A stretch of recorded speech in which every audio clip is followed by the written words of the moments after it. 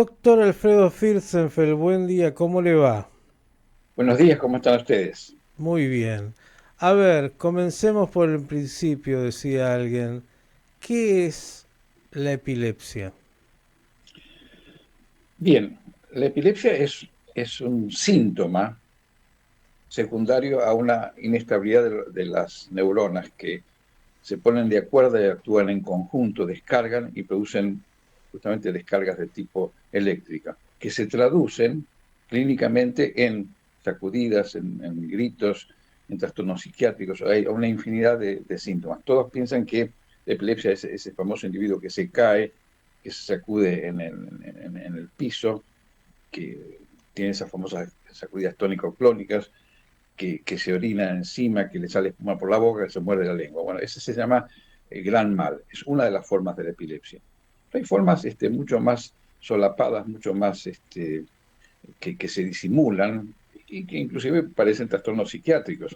De repente un cambio en la conducta, un cambio en una decisión, ya que hacía un comentario recién que tal o cual persona no tuvo una crisis epiléptica, a veces una, una, una actitud no muy criteriosa, que parece psiquiátrica, puede corresponder a un desorden eléctrico. Lo concreto que es, la epilepsia es el resumen de una serie de fenómenos que ponen al cerebro o a la corteza cerebral en capacidad de descargar y generar síntomas y signos. ¿Esto se produce por algo estrictamente orgánico? Digamos, no convulsiva el que quiere, sino el que puede. ¿Qué significa esto? Hay una base genética, pero no estamos hablando de las epilepsias genéticas que son menos del 1%, las que se heredan sí o sí.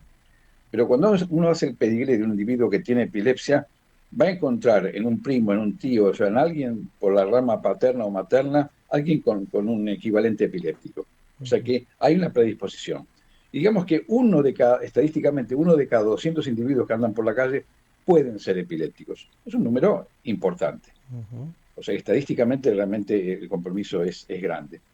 De todas maneras, el panorama de la epilepsia, del diagnóstico y del tratamiento, ha mejorado infinitamente. O sea, hoy se puede decir que entre el 75 y el 80% de los individuos con real epilepsia, que se les ha diagnosticado correctamente la epilepsia, eh, tienen un futuro dentro de los 5 a 10 años de dejar de tener crisis. Con medicación, habiendo sido tratados o habiendo suspendido la medicación. Y queda un 20%, que no es un número bajo, pero comparado con el total realmente se reduce, que son repetidores de crisis. Y dentro de ese 20% están los que de alguna manera agotan el efecto con los medicamentos y se hacen resistentes y después se pueden hacer refractarios, que constituyen entre el 3 y el 5% de los casos. También es un número elevado a nivel mundial, pero estamos hablando de un todo que realmente funciona bien. Y el punto es, y hay un 1% que, o tal vez menos, que se denominan epilepsias intratables, que es cuando el paciente tiene realmente un daño estructural en el cerebro, un chico que ha nacido con un déficit cortical, un postraumático, alguna lesión tumoral, algo que ha dañado realmente el cerebro, entonces ahí las convulsiones se transforman en prácticamente, digamos, no hay forma de tratarlas y de frenarlas en forma completa. Pero Vuelvo estamos hablando de un panorama pequeño. a los números que nos dio del origen, ¿eh? Esto de uno cada 200 personas tiene potencialmente la posibilidad de tener una crisis epiléptica. No es un número menor. Después nos ha dicho cómo, bueno, con los tratamientos, hoy un 80% de esa población puede ser tratada con mucho éxito, incluso dejando medicación, y bueno, los porcentajes menores que van afectando.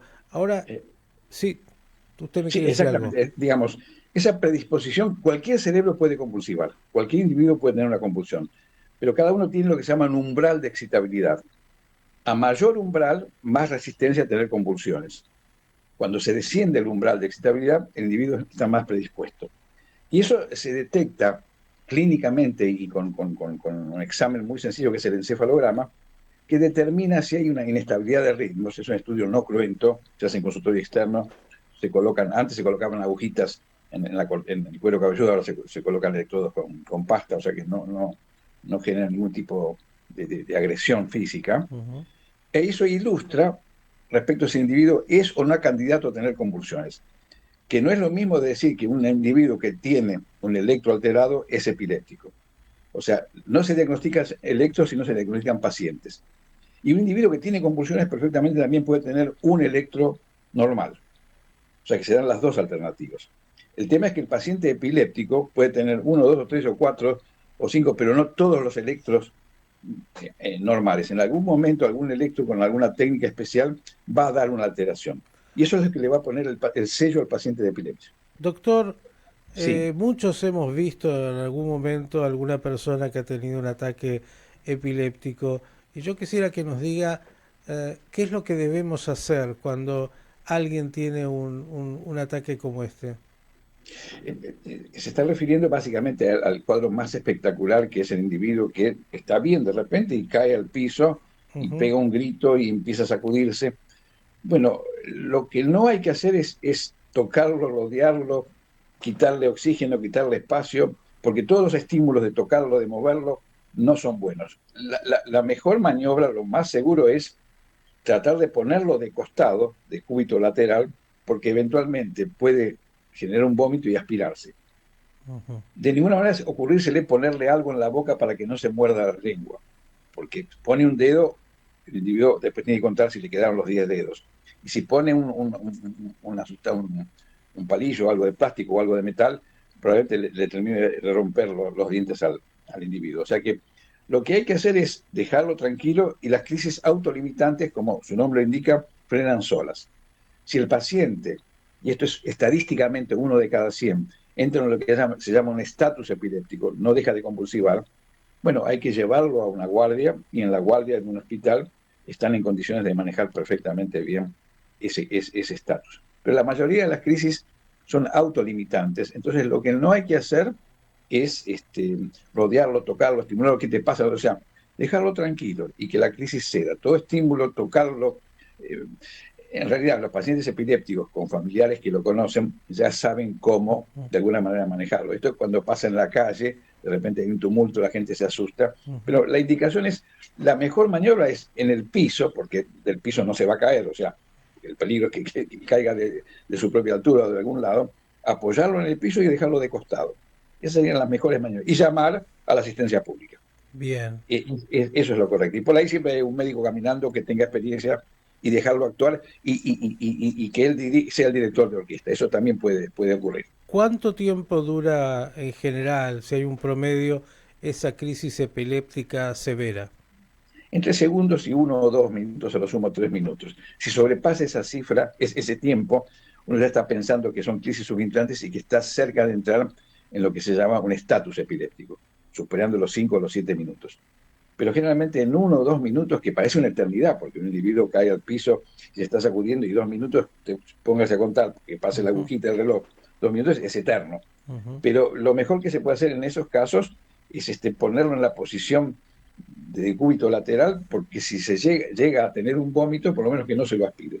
Eso, y de ninguna manera poner nada en la boca, que es un error gravísimo. Ni el dedo, ni un artículo duro, un objeto duro, porque va a terminar fracturando dientes. O sea, esas serían las medidas de la calle.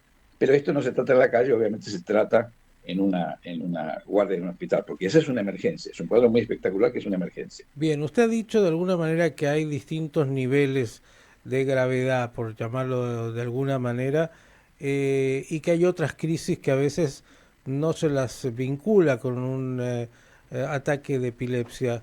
Eh, ¿Cómo son estas y cómo se las trata? Justamente se las vincula con la epilepsia, pero es un error diagnóstico. Y acá aclaro algo. El mejor tratamiento, la mejor droga, la más nueva, la mejor técnica quirúrgica aplicada a un paciente con diagnóstico equivocado no va a funcionar. Si se opera lo que no hay que operar, si se medica lo que no hay que medicar, por más que sea la última moda, el último grito de la ciencia, la base de un buen tratamiento, de un buen resultado, es hacer un buen diagnóstico. Ujú. Esto es clave, parece de perogrullo, pero es así. Y muchas veces, como es un evento brusco, agudo, y el médico quiere actuar, o sea, se trata de alguna manera, de manera apurada, y se hacen macanas, o sea, se hace lo incorrecto. Y para comparar dos cuadros que son espectaculares, que son agudos y que pasan por una guardia. El ACV agudo versus la crisis epiléptica. En los dos casos el cuadro se mejoró. El individuo tuvo pérdida de fuerza y llega al hospital, a la guardia, y ya se recuperó. Hablo de un ACV, de un TIA, una crisis isquémica transitoria. Y el individuo tuvo 2 o 3 eventos epilépticos, cuando llega a la guardia está fenómeno. Bueno, al paciente que tuvo las 2 o 3 crisis epilépticas y que está fenómeno, lo tratan, le ponen una carga de droga para tratar el estatus epiléptico, y es un error. Y se lo rotula de epiléptico sin tener la confirmación diagnóstica. Ahí está de más apresurarse. En cambio, con el ACV presunto, aunque sea presunto, uno tiene que agotar todas las instancias diagnósticas y no dejarlo ir, y no hacerle pedir un turno.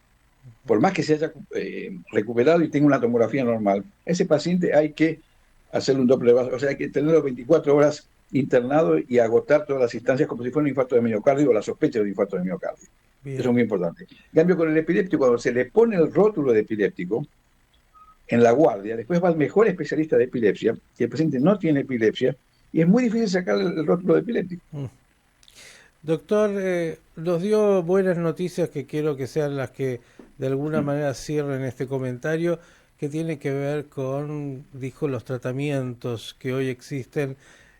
¿Cuáles son los fármacos y cuál es el nivel de éxito real que tienen? Como usted decía, un 80% de aquellos que han tenido una crisis epiléptica, bueno, se pueden recuperar. A ver, hay una primera línea histórica, y primera línea es la que realmente es útil y hace fuerza, que son fármacos ya de cierta antigüedad: la fenitoína, el fenobarbital, la carbamazepina y el ácido valproico. Esas son 4 drogas que es el ABC de la epilepsia, pero no es algo que sea porque sea antiguo o ligeramente antiguo, es muy útil. Y hay drogas nuevas que, cuando estas drogas no funcionan, se pasa a una segunda línea. El tema es que a veces hay, por muchos motivos, e inclusive por la propaganda, por la difusión de los laboratorios, porque esta droga es fantástica, o sea, siempre hay que tener en cuenta esa primera línea, y ante la falla de esa primera línea, recurrir a una segunda línea. Porque es como tirar una bomba atómica, cuando esto se puede manejar con un lanzallamas, o sea, o digamos, un avión hidrante y se puede manejar con un matafuegos. Doctor, cerremos Entonces, con la buena noticia, con un buen diagnóstico. En la gran mayoría de los casos, dijo, solo un 1% no tiene ninguna medicación que pueda ser efectiva. En la gran mayoría de los casos, bueno, hay solución para este padecimiento.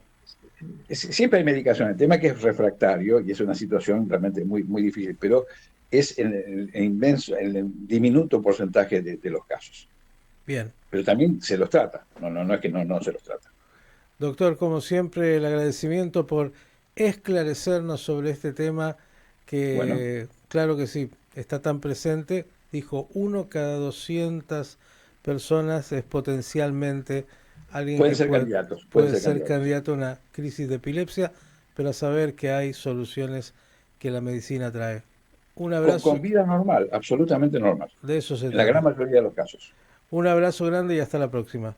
Hasta la próxima. Chao. El doctor Alfredo Fürstenfelder aclarándonos sobre esto, que es un tema, sí, que usted seguramente conoce, ha visto o lo padece, o alguna persona cercana tiene algún grado de epilepsia.